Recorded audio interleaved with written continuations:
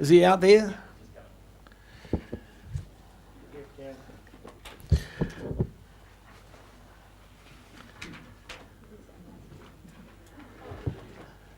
Thank you, Councillor. See how important you are, how we wait for you? Highlighting the fact that I'm absent to my embarrassment. Okay, councillors, now we're still on item 14. So this is an additional resolution. It's actually 9, resolution 9 to item 14. And you all have it in front of you. And it's from Peter Bevan. So I'd like you to talk to it, please. Sure, so the first, Oh, he needs a seconder first, yeah. So you're moving this. Can I just modify what I'm moving slightly first? You want it compulsory, don't you? Yes. In the light of the discussions I've had with other councils, I'd like to take out the words "or by any other means." Okay. Just to clarify. Completely that this out. Is, yeah. Yep. And also the date in 2.1 should be December 14th, which of course is the next council meeting. Right. And you'll move that. Do we have a seconder? A seconder here? Right. Floor's yours. So thanks, Chair. So this really just picks up on some of the points that were made in the paper that we considered in the council workshop at our previous meeting, and not surprisingly, James Palmer was very much focused on the nature of the review as opposed to the moratorium that had been proposed. This moratorium, please note, also makes no mention of the court case which HBRC is committed to proceeding with on the land swap. It deals with other expenditure, specifically in relation to the RWSS project, and really gives effect to what they are telling us is the case anyway. So there are two elements to this. One is ceasing any further work on the dam itself, geotech work or whatever, or entering into any new contractual arrangements until such time as the review is completed. And the second part is to not take any further steps to take the land, the dock land, under the Public Works Act as an acquiring authority. In actual fact, that also would not proceed unless the court case was lost. But there's a serious question there for us to address as a council as to whether we would want such an act to take place anyway, given our status as protectors of the environment as opposed to compulsorily acquiring dock land that has a conservation status on it. So the purpose of this is really just to reenact and make clear the views of the shareholder to its subsidiary company as to how we see the status of RWSS until such time as this review is completed, Chair.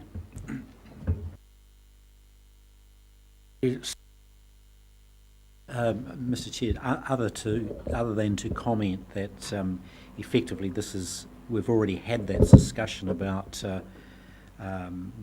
the arrangement with HBRC, and this essentially captures the thoughts and considerations we had at our last council meeting. And Mr. Chairman, I can support all of this except for 1.3. And I've been told I'll have very little support for my view, but so be it.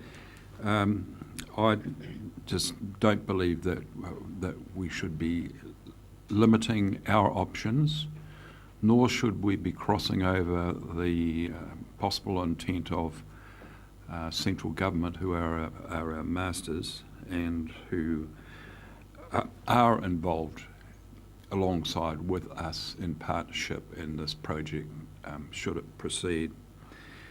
And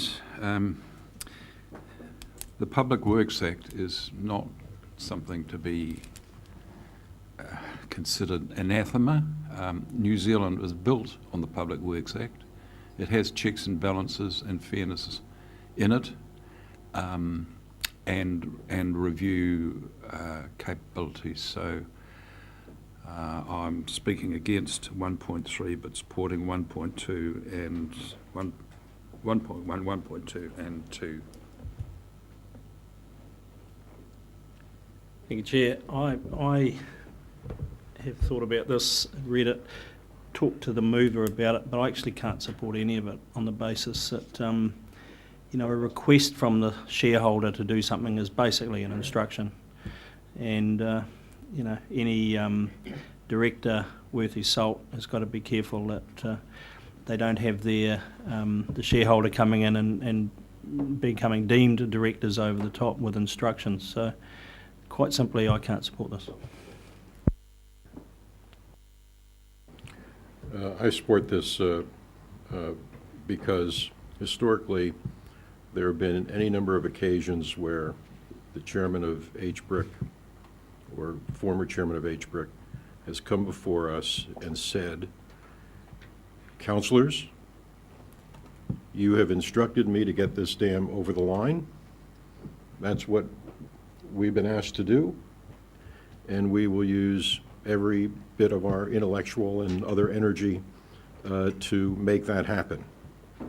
And so it's clear to me that if we wish there to be any other posture as to where we stand on this, we have to articulate it and in some formal fashion.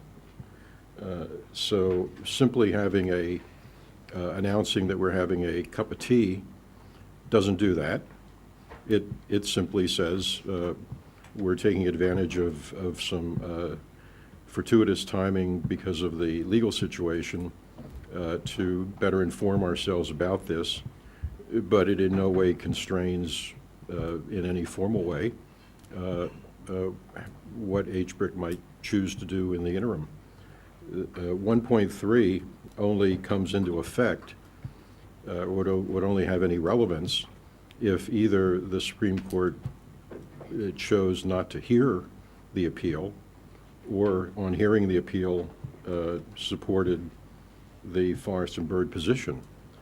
And if that were the eventuality, then I would certainly not want to see this council supporting any stratagems that effectively try to circumvent that judgment.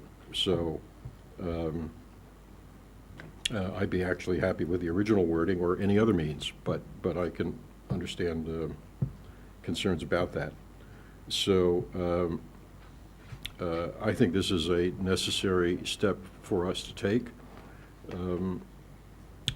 Maybe the practicalities of the situation will slow our council-controlled organization down anyway. But again, given the history of the posture that has been taken about what we have instructed that organization to do, I think it is incumbent on us to update our instruction. I'm happy to support this resolution as amended. In response to the point made that we are, as shareholders, giving advice to HBRC, and there are issues around this. Yes, it's a point, but let's not forget, we are a serious and significant investor. Second point about the serious investor is that other people who are potential investors in this have made directions to how this dam is to be done. Without reference to us at all. And one of them was, the original plan that was put before this council was to have a hydro scheme in it. And when it came back here, the hydro scheme was pulled out because the investor said, we don't want that. No reference to us at all. HBRC just did it. And we were advised, bluntly. That was it.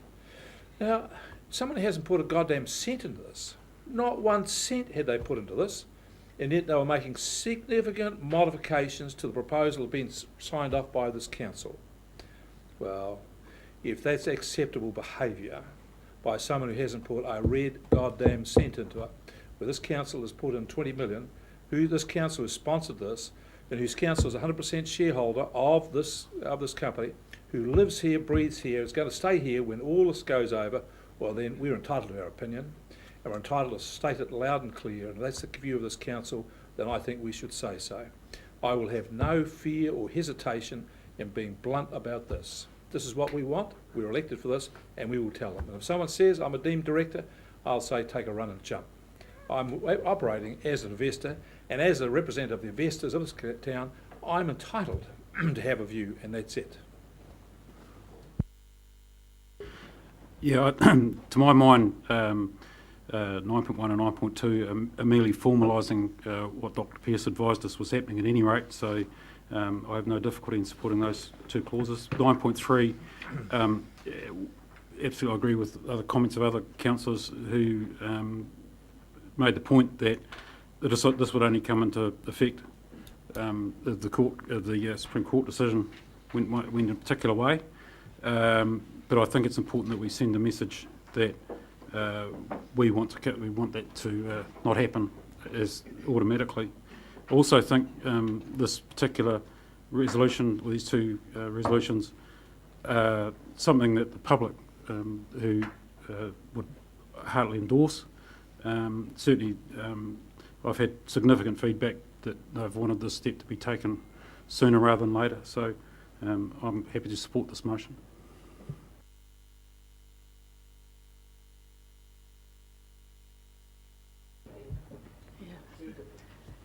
Thanks, Chair.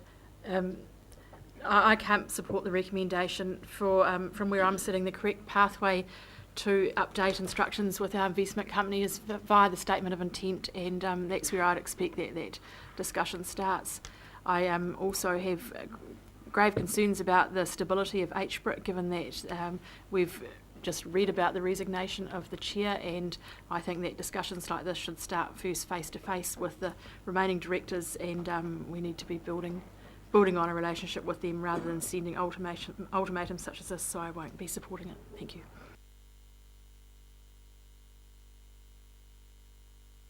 Would you like to? Yeah, thank you, Chair.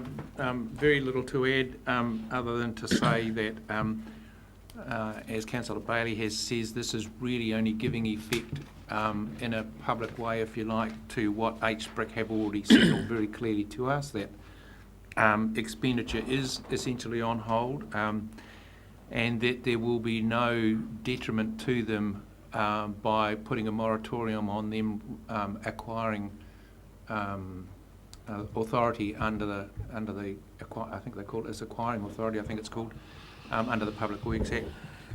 So we should not have any problems with doing that, in my view. And finally, one or two councillors have raised concerns about deeming and instruction to shareholders.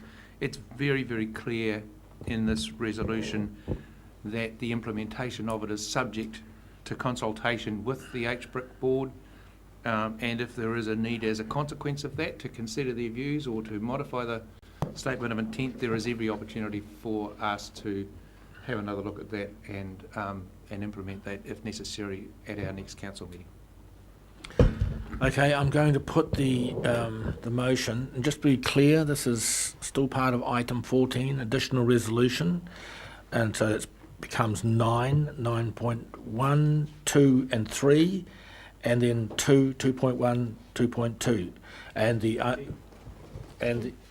10, sorry, that's the 10. The only addition to that, I see I need help here, is we're taking out by any other means, so you cross that out. Okay, all those in favour? Aye. Against? No. Do you want a division? All those in favour, raise their hands. All those against? The motion is carried. Thank you. Chair, I wonder if I could just raise a point of clarity around the review process and the point made by Councillor Hewitt around the communications and relationship strategy coming back as a part of the review, as an integral part of the review process. Is that, James, did you consider, is that in your on your radar as part of this process? So, Chair, the item number 26 in the proposed scope is public consultation, assumes preparation of a discussion document, web presence and a series of public meetings. 40 hours of staff time estimated and costs of $6,000 to $7,000 to have discussion documents prepared and website pages updated. If that is not what the sort of public engagement consultation that's had in mind by councillors, I'd welcome any feedback on that.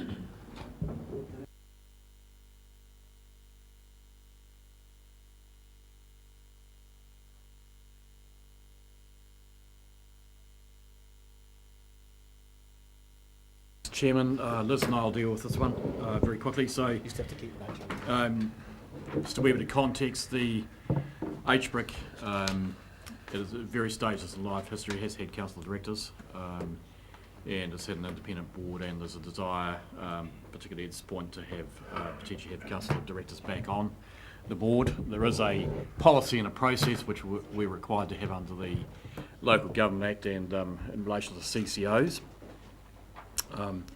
For appointment of councillor directors, and this paper just deals with firstly the process, and then secondly recommends a route to getting on with that. So if I deal with the process, the in point 4, there's in the policy there's a policy that essentially will establish a council appointments committee to appoint directors to HBRC Limited. It's a wee bit prescriptive in some of the language about 4 members who are not seeking appointment to the HBRC board. Where possible, the committee members will include the current chair of HBRC, etc., a councillor, retired councillor, and so forth. However, it's the words where possible means that I think you can be more pragmatic, frankly. So what this paper does, and correct me if I'm wrong, is simply says that if you want to establish an appointments committee, you can do so. You can do that outside of this meeting and before the next council meeting.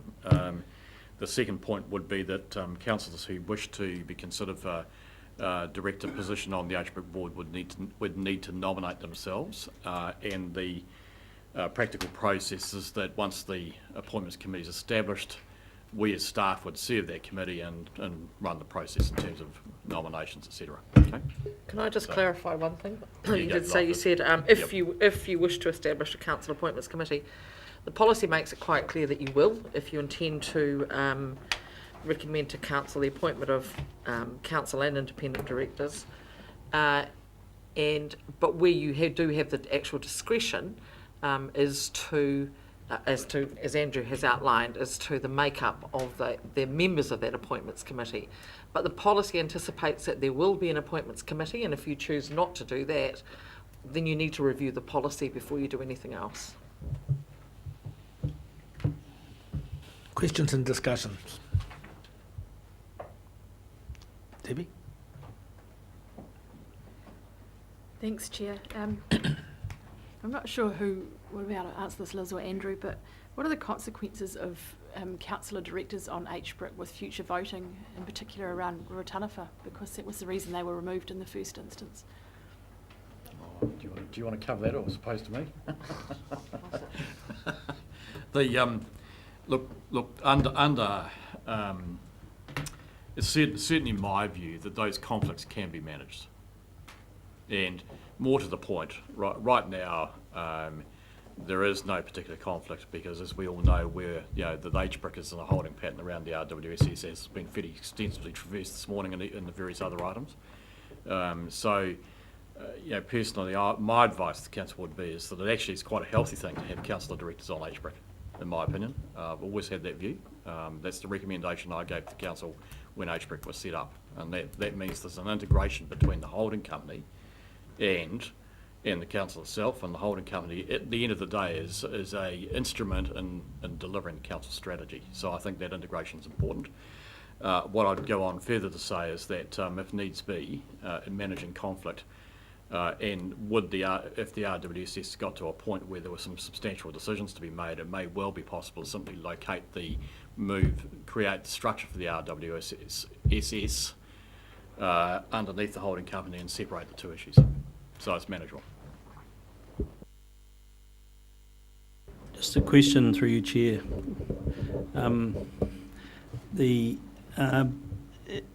Just a question in regard to policy chairmanship of HBRC. Is that always to be an independent, or can that be anyone? Is that in any policy anywhere? I don't believe that that's prescribed. Yep. My understanding is the chair is elected by all the directors. Correction, Chair, no, and in actual fact, I had a look through the policy that we've been talking about, and that same appointments committee makes the recommendation as to who should be chair to this council for approval. So it's the same process, if you like, as appointing directors.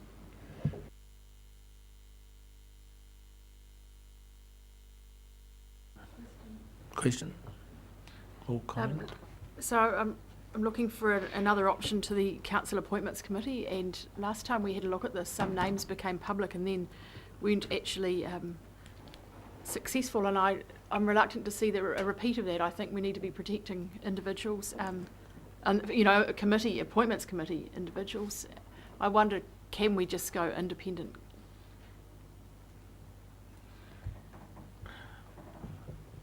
We could. Protect them from what, Councillor? I just thought it was very unfortunate that some names were named last time around as recommendations to the Appointments Committee through the CNS Committee, and then they were not agreed to by the committee.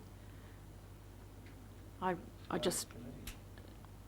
the Corporate and Strategic Committee. Yeah, I thought that was an unfortunate process. I'd be reluctant to see that repeated. I'm not. It wouldn't worry me if I lost an election, but it's not an election. Oh, it's who goes on the appointments. Yes, but if you put your name up and didn't get. No, there was some. Sorry. I think what Councillor Hewitt is trying to say, Mr. Chairman, is that the last time it was, we sought names of people outside of council. Oh, I see. And those were the names that were sort of made public inadvertently. I think so. I can't remember. Mr. Chair, I Yep. wonder, with that concern, whether that we in fact have this opportunity to confine that appointments committee to the current chair or the current chair's alternate from the current directors of HBRC, and perhaps one or two current councillors not intending to be nominated for appointment. That would certainly be my prejudice. Other thoughts? Prejudice. Preference. No, it's actually a prejudice. Any other thoughts? I mean, I'd like to, quite frankly, I mean, we've got the recommendations in front of us, but I would like to move to that appointments committee. I don't think we have time to mess around here. That's my view. I don't know whether that's possible. Is that possible? Oh, that's entirely possible. Absolutely.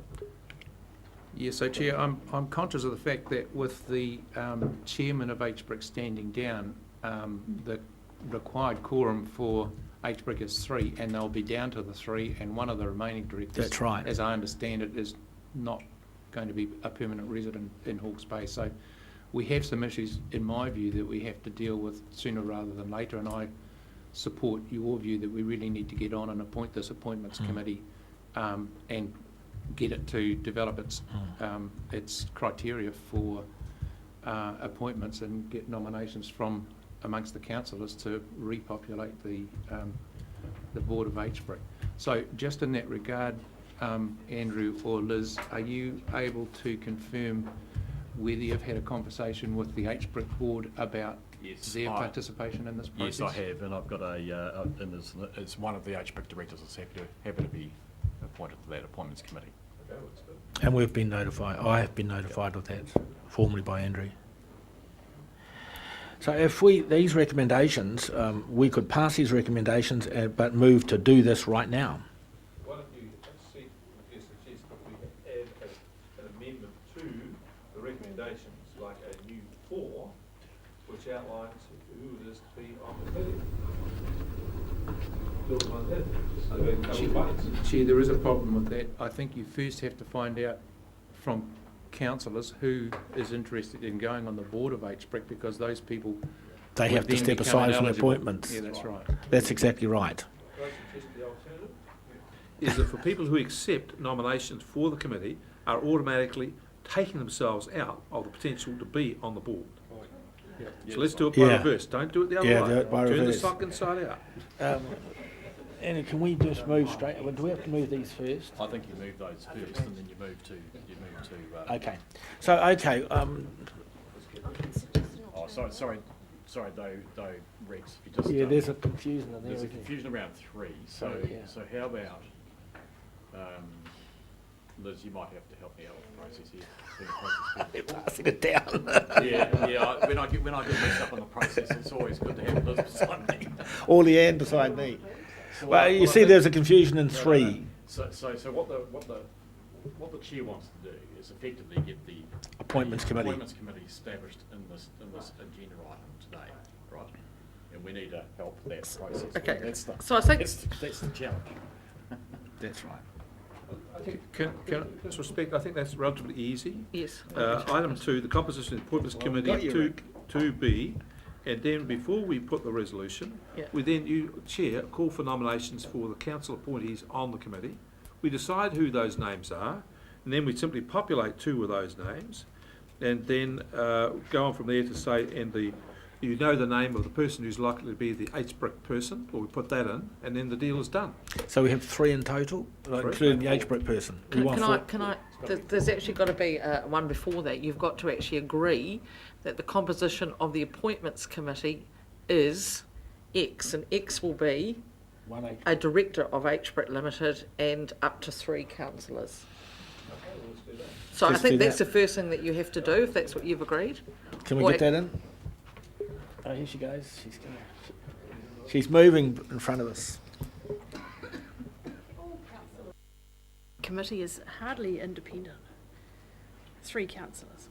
I moved, it's just tentatively to see if it gets.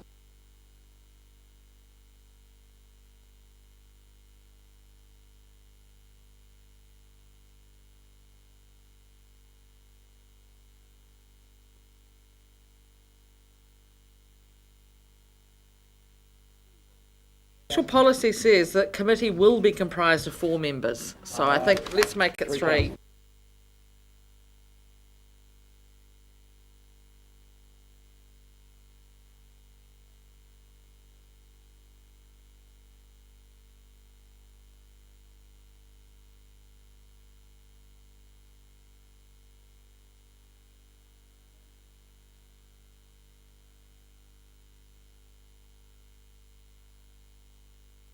I'll read it out if you like. Oh, that's it. Are you right? Can you read it now?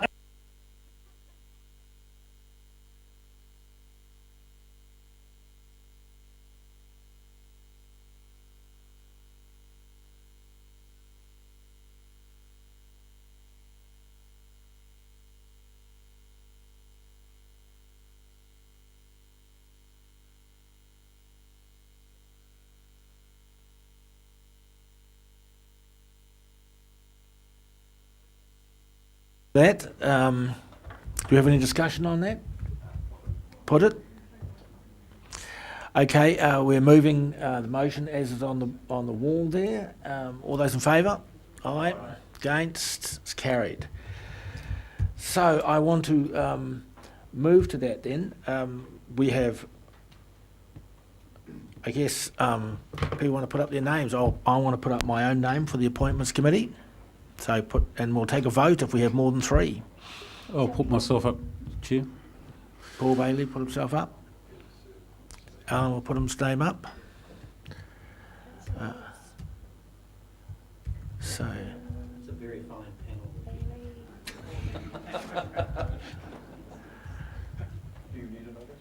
well, if we got an election then. Tom's put his hand up. No. No, we don't need another one. We have if that we don't have an election if that's the case. It's Bailey, Graham, and Dick. So we have it. All those in favour? They're the three, aye, then they're the three that are on the selection, the appointee committee, with Jim Scotland. Correct. Okay, done. Can I just round out, Chairman, that in a process sense, you need to meet and councillors who are interested in being on the board need Yeah, I was just gonna say to either be, well, probably be nominated or express interest at least. Yeah, I think if you are interested in being on the HBRC board, if you could express an interest to me in writing, please, and I will forward it on to the committee, and I'll meet Jim and we'll have a chat with our committee. By when would you want those expressions of interest? No, 5 o'clock tonight. By the end of the week, we want that. Friday, 5 o'clock. If you're not in by 5, CV as well? No? don't need any CVs. No CV. You don't want to know what people have done. I know you well, Fenton. No, you don't. If you wish to put your CV, put your CV, but otherwise I think we're all known to each Can I other. just say to Councillor Wilson, I think the only thing people would be interested in were the things that wasn't on his CV. Councillor here? The opportunity for due diligence with the chair, will that be provided? How do you mean? Sorry, get that question that again. On the committee, you mean? No, with the chair of HBRC.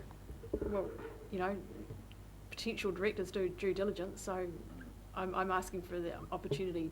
When we appoint a chair, you mean? If this recommends a chair from No, the... anyone does their own due diligence wherever they'd like. No, I think, Chairman, I'll help with that. It's pretty standard process if a potential director's either been nominated for a board, is in a process, then Yeah. it's in their own interests that they do due diligence on the company, which includes citing minutes, etc. Because sooner or later you take on the obligations for those decisions. So it's a sensible independent director process of their own. That's the point, right?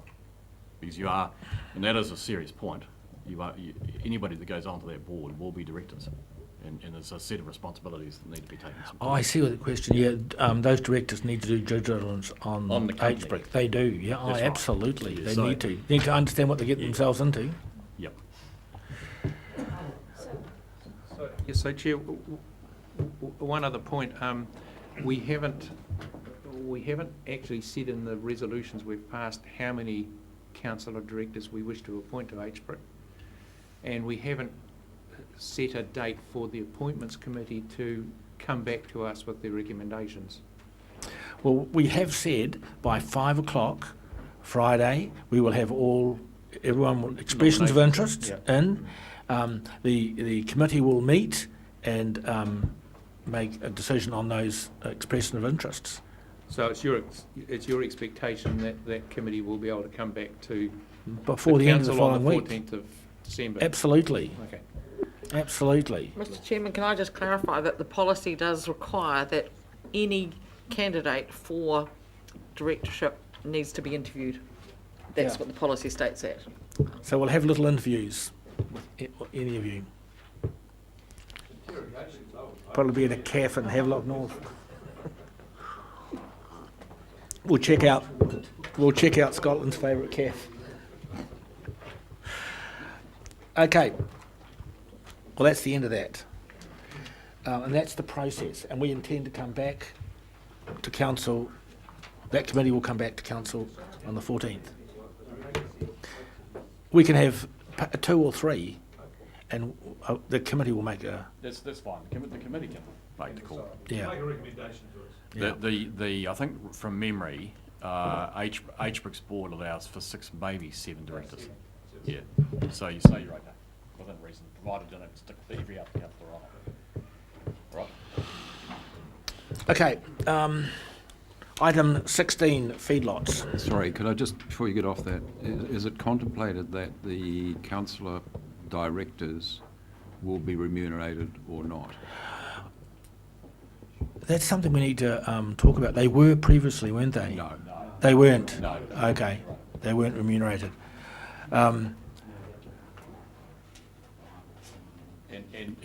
Well, I need to make this point. I mean, that's the current policy, and that's the current policy regarding a number of different things that councillors, different committees, whatever the councillors serve on. So if you want to go back and consider that, you're going to have to go back to a remuneration policy discussion, I'd say. That'll be subject to double pay. Absolutely. That'll take well into the new year, Rick.